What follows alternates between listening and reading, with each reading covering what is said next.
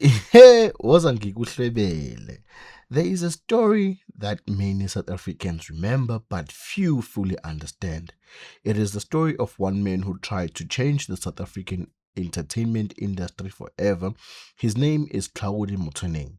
He was the chief operating officer of the South African Broadcasting Corporation, the SABC. In 2016, he made decisions that shook the entire country. He pushed for 90% local content across all 18 SABC radio stations. He allocated 600 million for local TV productions. He gave artists more airplay than they had ever received. The artists celebrated him, they lifted him like a hero.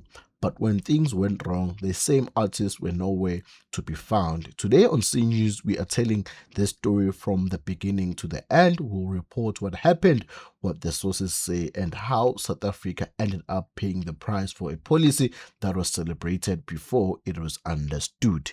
Well, Buffet, to understand what Claude Motsoeneng did, you need to understand who he is and how he got into where he was. Motsoeneng grew up in Qwaqwa in the Free State. He attended Metsi Macho High School but did not complete his matric.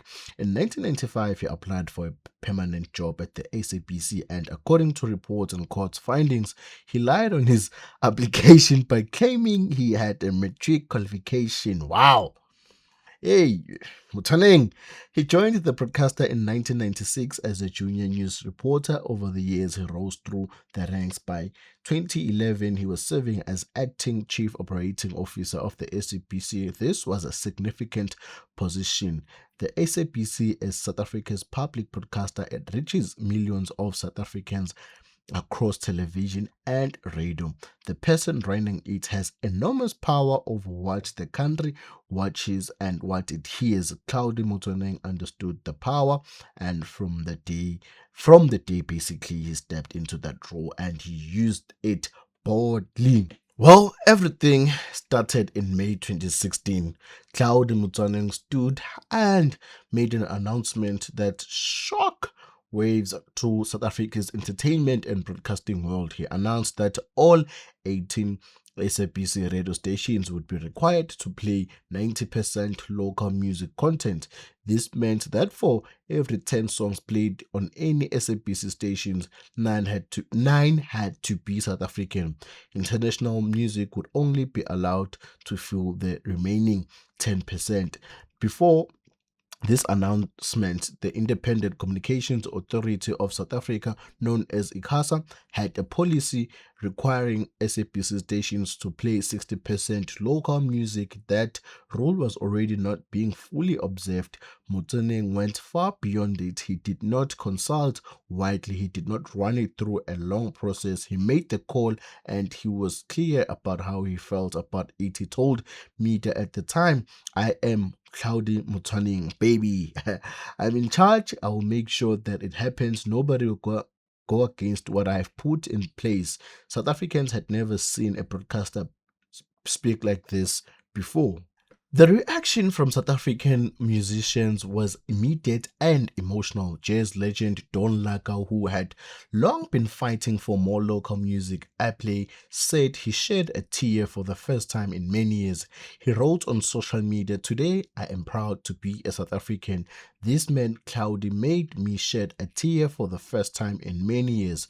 Arthur Mofokeng, a representative from SAMRO, the South African Music Rights Organization, said, "We are very excited and looking forward to artists' lives changing. We have waited for 30 years for this." The Association of Independent Record Companies, known as ACRO, called it a historic milestone that marked the new dawn, or let me just say, the dawn of a new era. Artists across the country celebrated Claude Motsoeneng, was seen as the man who finally stood up for South African music.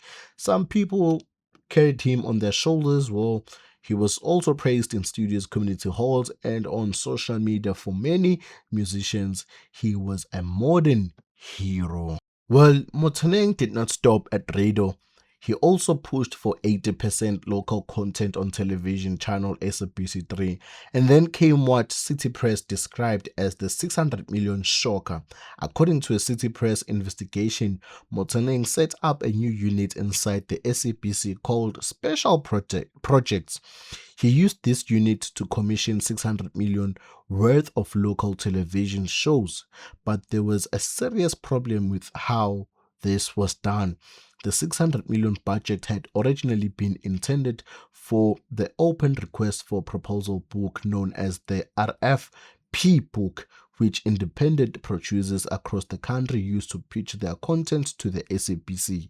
That was the official and lawful process for commissioning content. Motsoeneng bypassed it. The RFP book received 1,426 proposals, only 57 were commissioned. Then Motsoeneng announced the RFP book was being scrapped entirely by that point. 200 million had already been spent on it. According to insiders, that money was then diverted from marketing budgets to bring the total back up to 600 million for Motsoeneng's special projects unit.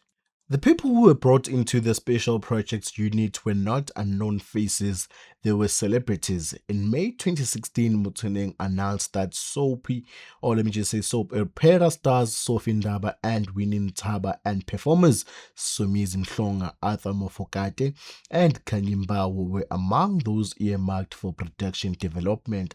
Other names announced included DJ Finzo, Tombi Mzolo, Tapelo Moroka, and Pearl Modiadi. These were well-known South African faces. Insiders at the SABC told City Press that access to what they called the 27th floor of the SABC building was what determined who got content commissioned. One insider said those who have access to the 27th floor are making all the new content. Independent producers who had spent years developing content through the official channels were furious. The Independent Producers Organization, which represented the majority of television producers supplying content to broadcasters in South Africa, said publicly that Motsoeneng was doing untold damage to the industry. The SABC also made another significant financial decision during this period that added to what was happening. The broadcaster increased its music royalty fee from 3.2% to 4% for artists registered with SAMRO, SAPRA, IMPRA, and Eric. This was welcomed by many in the music industry. Motsoeneng also announced that the SABC would pay 1 billion to new and emerging local TV producers separately. He authorized a once-off payment of 50,000 each to approximately 50 veteran musicians, including legends Abigail Kubeka, Blondie Makhane, Mare Low, and the late Steve Kekana as recognition of their role during the anti-apartheid struggle. These were gestures that made artists feel seen and supported. They made Claude Motsoeneng look like a champion for the creative industry, but as months went on, it became all clear that the financial model behind all of this was not sustainable. The SABC was spending money it did not have, and the audiences were already starting to leave. Well, here's what happened to the listeners when the 90% local content policy came in. South African radio audiences had a choice. They could listen to the SABC stations that were now playing the same local music over and over again, or they could switch to stations that were not bound by Claude's rule. They switched to stations like Radio 702 and East Coast Radio, which are not SABC stations, gained listeners. Multi-choice TV gained viewers. As one commentator described it, Claude's competitors could not have dreamed of a better strategy for gaining audience. As audiences moved, the advertisers followed them. Advertisers go where the people are. If the people are no longer listening to 5FM and Metro FM, advertisers would not pay to be on those stations. One source close to SABC Radio advertising told City Press radio has made almost no money since the 90% local quota was introduced by Claude in May. The same source said the big revenue stations like 5FM, Metro FM, and Ukhozi FM had plunged in performance. The numbers that came out in 2017 confirmed what insiders had been saying. When SABC acting CEO James Aguma appeared before Parliament's Communications Portfolio Committee in May 2017, he admitted plainly that the 90% local content policy had caused major financial damage. He said the flagship stations Metro FM, 5FM, and Good Hope FM had suffered a decline in audiences. SABC3 on television had also declined. He told Parliament that the 90 or 10 local music quota had an impact of 29 million rands on radio and 183 million on television. He added that the losses could climb further because the figures were still being revised.